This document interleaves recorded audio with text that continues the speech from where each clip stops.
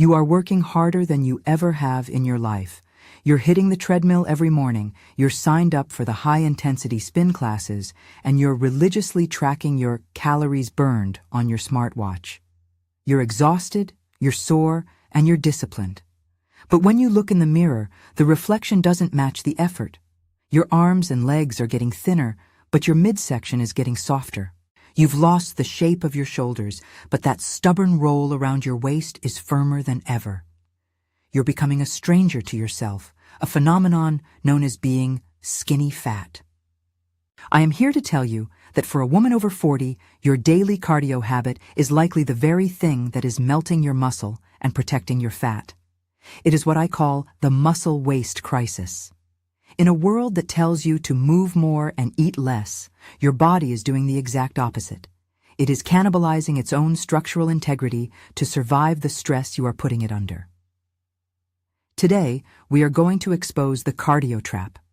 I'm going to show you why long-distance running is a pro-aging strategy, how your hormones are stealing your muscle to fuel your stress, and the exact 4-phase anabolic rescue protocol to turn your body back into a fat-burning furnace. Before we dive into the biology of this betrayal, I want you to perform the 2 diagnostic checks that tell us if you are currently wasting muscle. First, reach up and check your helmet scalp. Press your fingers into your scalp and try to move the skin.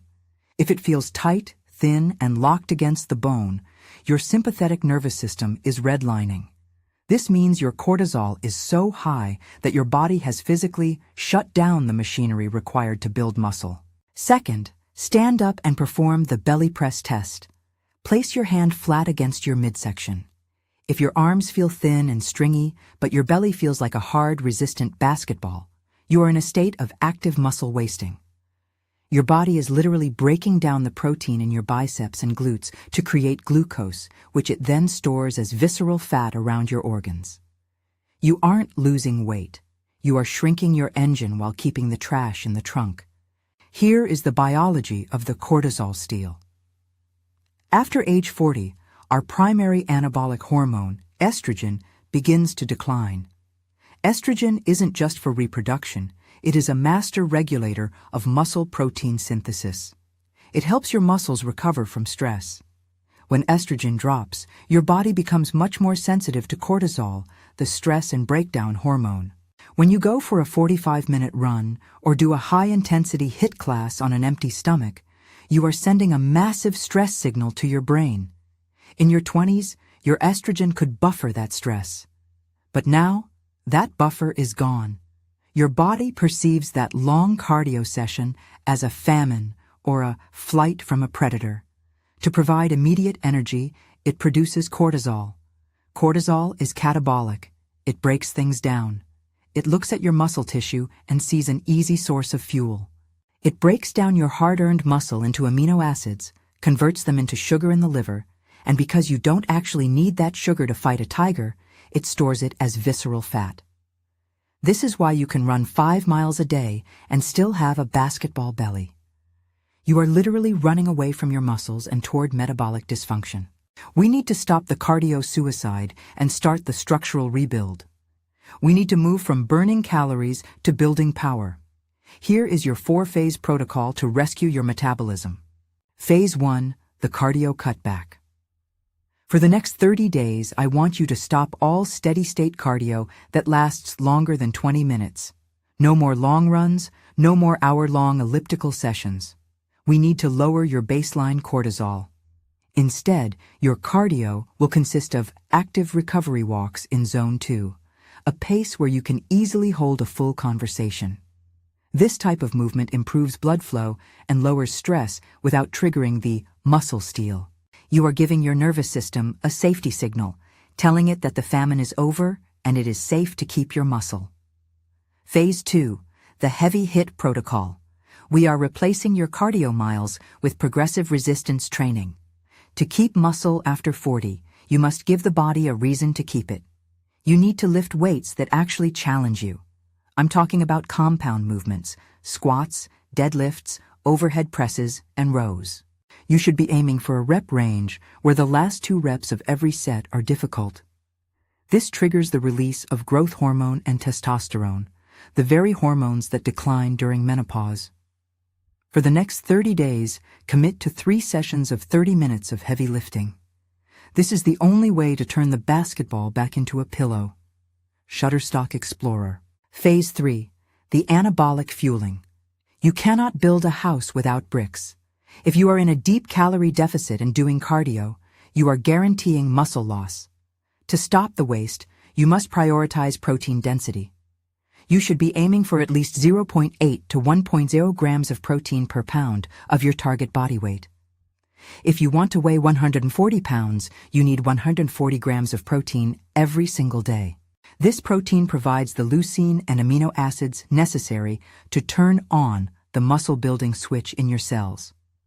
Pair this with a small amount of healthy fats, like avocado or olive oil, to support the production of the hormones that cardio has been depleting. Phase 4. The recovery anchor. Muscle isn't built in the gym, it's built while you sleep. High cortisol from overtraining and undersleeping is the primary driver of the skinny fat look. For the next 30 days, I want you to prioritize a 9-hour sleep window. Even if you don't sleep the whole time, staying in the dark, without your phone, tells your brain to engage the parasympathetic nervous system. This is when tissue repair happens. This is when the helmet scalp begins to soften. If you don't recover, you don't rebuild. How do you know if the anabolic rescue is working? Within the first 14 days, you will notice a density in your body. Your clothes might not feel looser on the scale, but they will fit differently. Your shoulders will look sharper, and your glutes will feel firmer. But the real test is the press test. Every Sunday morning, check your midsection. As you build muscle and lower your cortisol, the basketball will begin to soften. You'll find that you have more energy at 4 p.m. and your 3 a.m. heart race will begin to fade because your body is no longer in a catabolic crisis. Please remember, building muscle after 40 is not about bulking up. It is about metabolic insurance. Muscle is your primary site of glucose disposal. The more muscle you have, the more room you have for carbohydrates, and the less likely you are to develop insulin resistance. If you have joint issues, chronic injuries, or have never lifted a weight in your life, please work with a qualified trainer or physical therapist to ensure your form is correct. This is about longevity, not ego. Stop running yourself into the ground. Stop sacrificing your strength on the altar of calories burned. Your body doesn't need more cardio. It needs the structural support of muscle and the hormonal safety of recovery. Tell me in the comments, how many days a week are you doing cardio? And when you did the belly press just now, was it a basketball or a pillow? I'm here to help you design a routine that builds you up instead of breaking you down. If this video helped you realize why your healthy cardio habit was making you skinny fat, hit the like button and subscribe.